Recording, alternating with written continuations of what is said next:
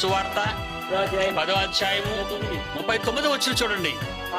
తన ప్రాణమును భూమి మీద తన సుఖాల కోసం తన ప్రాణాన్ని ఎవరైనా వాడుకుంటే దానిని పోగొట్టుకొను. తన ప్రాణమును పోగొట్టుకుంటాడు. దాన్ని బల చదువు వరుస బల చదువు. తన ప్రాణమును దక్కించుకొని వాడు దానిని భూమిలో జాగ్రత్తగా పెట్టుకోవాలనుకున్నవాడు దాన్ని పోగొట్టేసుకుంటాడు.